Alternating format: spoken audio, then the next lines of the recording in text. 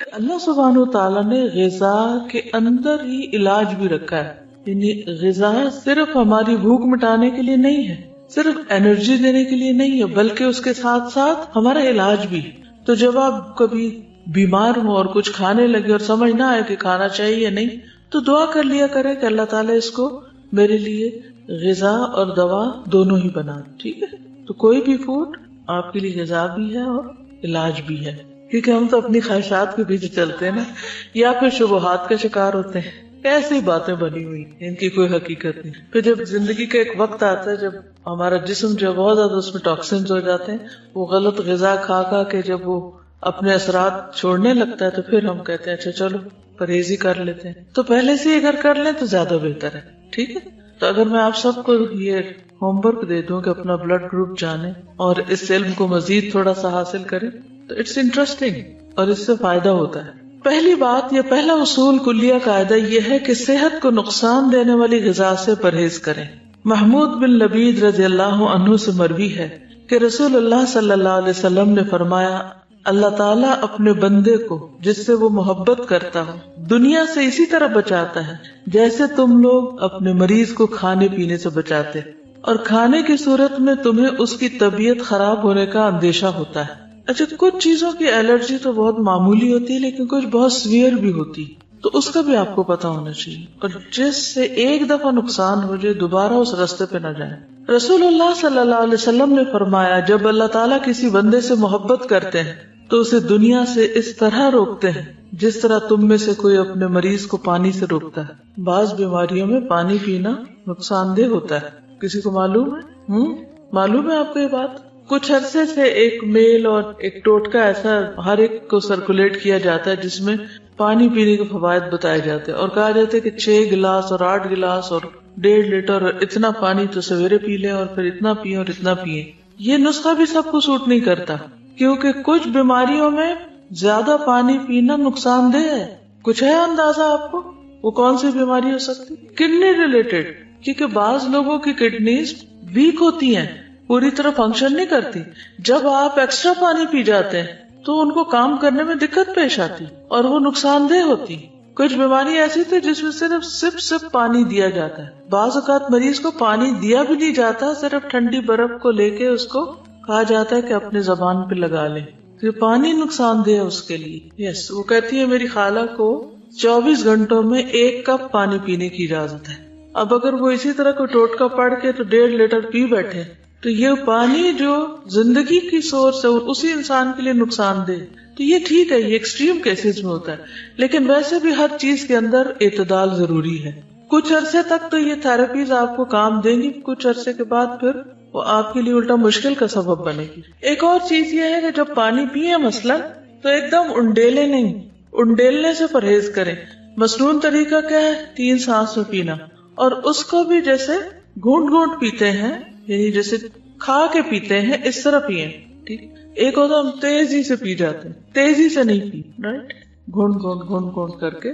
یعنی یہ نہیں کہ آپ کے ہونٹوں سے حلق میں جا پڑے، ٹیپ کھل گیا اور وہ ڈائریکٹ وہاں جائے، یعنی کہ آپ کی زبان اور آپ کا منہ جو ہے اس کا مزہ چکھے.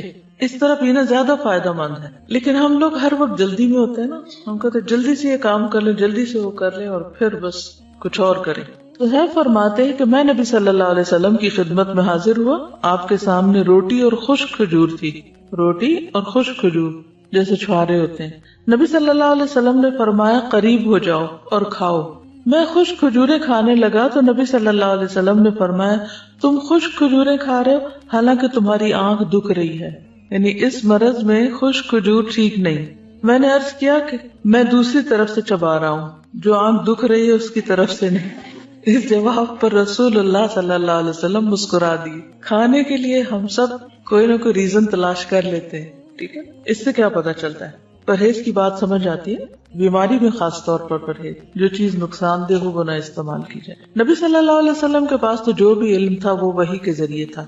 ٹھیک ہے، تو اس لیے ان چیزوں کو تو ہم ایز اٹ از لے سکتے. پھر بلا وجہ کی دوائیوں سے پرہیز. کچھ لوگوں کو دوائیاں کھانے کا شوق ہوتا ہے، تسکین ہوتی ہے ان کو دوا کھا کے. اچھا، کچھ بچوں میں بھی یہ مزاج پایا جاتا ہے کہ وہ بڑے شوق سے دوا کھاتے، جہاں کہیں کوئی دوا دیکھتے ہیں وہ کھانے کے لیے مانگتے ہیں، کیونکہ اب کئی طرح کے فلیور بھی شامل کر دیے گئے ان دواؤں میں. کوئی وہ سیرپ پی جائیں گے، کوئی گولیاں کھا جائیں گے، تو اکثر یہ مسئلے رہتے ہیں چھوٹے بچوں کے ساتھ. کچھ بچے ان کو بہت مشکل ہوتی ہے دوا پلانے میں، وہ نہیں پیتے، ان کے بھی مزاج فرق ہوتے ہیں.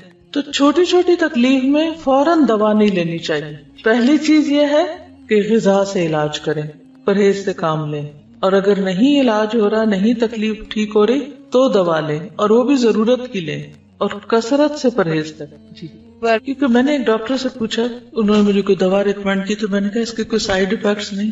وہ کہنے لگے ٹو بی ویری آنےسٹ، ہر دوا کے سائیڈ افیکٹس، یعنی کوئی اگر یہ کہے بھی نا کہ اس کے کوئی سائیڈ افیکٹس نہیں تو یہ ماننے کی بات نہیں. ہر دوا کے، کیونکہ دوا ہے نا، اور خصوصاً ہماری دوائیاں جو بنتی ہیں سب اسٹینڈرڈ بھی ہوتی ہیں، اور اس کے علاوہ جو کیمیکلز اس میں ہوتے ہیں اور جو پروسیسڈ ہوتی ہیں بہت زیادہ.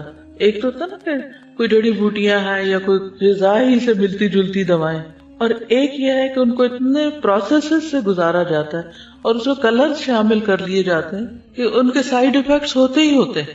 ٹھیک ہے، تو ہر دوا زہر ہے یا عنقریب زہر بن جائے گی، کیونکہ جب اس کی کثرت ہو جائے گی، زیادہ وہ آپ کے جسم میں اس کی کوانٹٹی ہو جائے گی تو وہ زہر بنی. جب دوا چھوڑے بھی تو اسٹیپ بائی اسٹیپ چھوڑے، ایک دم نہیں چھوڑے.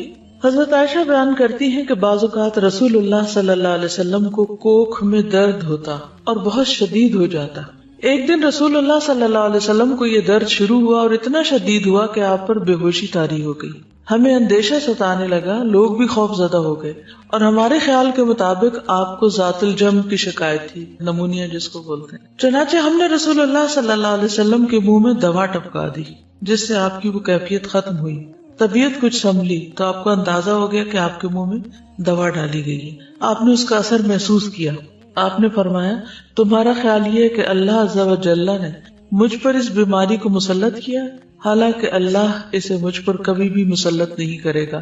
اس ذات کی قسم جس کے ہاتھ میں میری جان ہے، گھر میں میرے چچا کے علاوہ کوئی آدمی ایسا نہ رہے جس کے منہ میں دوائی نہ ڈالی جائے. یعنی ان سب نے مل کے میرے منہ میں ڈالی ہے، اب ان کے منہ میں بھی ڈالی جائے. ٹھیک، یعنی حتیٰ کہ کوئی شخص بے ہوش ہو یا بعض امراض ایسے ہیں کہ اس میں دوا دینے سے پہلے اس سے پوچھ لینا چاہیے. اس لیے بہت سے ڈاکٹر سائن لیتے ہیں کہ آپ راضی ہیں اس پر. خصوصاً سرجریز میں تو آپ دیکھیں کہ سگنیچر کرنے پڑتے ہیں اور ڈسکلیمرز ہوتے ہیں کہ ہم ذمہ دار نہیں ہیں. ٹھیک ہے، ہم آپ کی مدد کرنا چاہتے ہیں، لیکن اگر کچھ ہو گیا تو آپ خود ہی ذمہ دار ہیں. یہ پہلا پوائنٹ کیا ہے؟ پرہیز علاج سے بہتر ہے. دوسرا، بلا ضرورت دوا سے اجتناب کی. ایک اور چیز یاد رکھیے، جب کسی بھی دوا کے کھانے سے کوئی ریئیکشن فیل ہو رہا آپ کو، آپ کے جسم کے اندر کوئی چیز ایسی محسوس ہو رہی یا اسکن پہ یا کسی بھی طرح، تو فوری طور پر پھر مزید کنسلٹ کر لینا چاہیے. پھر موسموں کے اثرات کا خیال رکھنا چاہیے. سخت سردی اور سخت گرمی کے منفی اثرات سے بچنے کے لیے ہر ممکن احتیاط اور پرہیز، گھر، لباس، خوراک، تمام چیزیں موسم کے تقاضوں اور ضروریات کے مطابق ہوں. یعنی پرہیز صرف کھانے کا نہیں بلکہ انوائرنمنٹ کو بھی اپنے حسب حال کرنا چاہیے. بہت زیادہ کمفرٹیبل بھی نہ ہو کہ انسان سونے لگ جائے، اور ایسا بھی نہ ہو کہ بیمار پڑ جائے. کچھ لوگ اتنی ہیٹنگ کر لیتے ہیں، اس سے بھی نقصان ہوتا ہے، اور کچھ لوگ جو ہے وہ جرسی کے بغیر باہر نکل جاتے ہیں اور بیمار ہو کے واپس لوٹتے ہیں، تو وہ بھی ٹھیک نہیں. احتیاط بہتر ہے، اعتدال بہتر ہے. ہر شخص کو اپنے مزاج کو، اپنے جسم کو، اپنی ضروریات کو خود بھی سمجھنے کی کوشش کرنی چاہیے. اس میں بھیڑ چال نہیں کام دے گی کہ وہ یہ کر رہا ہے تو میں بھی، اس نے کچھ نہیں پہنا ہوا تو میں کیوں پہنتا ہوں. تو کسی کی نقالی مت کرے، اپنے مزاج اور اپنے بدن کو سمجھے کہ وہ کیا چاہتا ہے. اب اس میں آپ دیکھیے، جیسے موسموں کے اثرات کی بات کی نا، تو سردی سے بچیے جب سردی زیادہ ہو، گرمی سے بچیے جب گرمی زیادہ ہو. اسی طرح اگر بہار کے موسم میں آپ کو کسی خاص پودے سے الرجی ہے یا اور کوئی چیز سوٹ نہیں کرتی تو اس سے بھی بچنے کی ضرورت ہے. پھر وبائی اور متعدی امراض. متعدی کس کو کہتے ہیں؟ کنٹیجس، جو دوسرے کو لگ جائے. جیسے فعل لازم اور فعل متعدی ہوتا ہے. متعدی کون سا ہوتا ہے؟ جو مفعول طلب کرتا ہے. تو اسی طرح متعدی بیماری وہ ہوتی ہے کہ جو ایک سے آگے دوسرے کو جا پہنچتی. امراض پھیلنے کے موسموں، خصوصاً برسات اور گرمی میں خصوصی حفاظتی تدابیر کرنا، مثلا پانی کے ذخائر صاف رکھنا، رہائشی علاقوں کے آس پاس مچھروں، مکھیوں اور دیگر کیڑے مکوڑوں کی امکانی افزائش کی روک تھام کے لیے ادویات وغیرہ چھڑکنے کا انتظام کرنا اور اپنے تمام گرد و پیش کو حفظان صحت کے اصولوں کے مطابق ڈھالنا، گلے سڑے یا پہلے سے کاٹ کر رکھے ہوئے پھل یا سبزیاں کھانے سے پرہیز کرنا، یہ ساری چیزیں اس میں آ جاتی ہیں۔ یہاں پر حفاظتی ٹیکوں کی بات کی گئی ہے جس کے میں پرسنلی سخت خلاف ہوں، اس لیے میں کسی کو بھی یہ مشورہ نہیں دیتی کہ وہ بچوں کو یا بڑوں کو حفاظتی ٹیکے لگوائیں۔ کئی لوگ فلو شاٹس لیتے رہتے ہیں اور بعض لوگ بچوں کو جو حفاظتی ٹیکے لگواتے ہیں اور وہ سمجھتے ہیں کہ اس میں شفا ہے۔ اگر آپ اس پر تھوڑی سی ریسرچ کریں تو آپ کو پتہ چل جائے گا کہ یہ بذات خود بچوں کے اندر کتنی ڈسیبلٹیز پیدا کر دیتے ہیں۔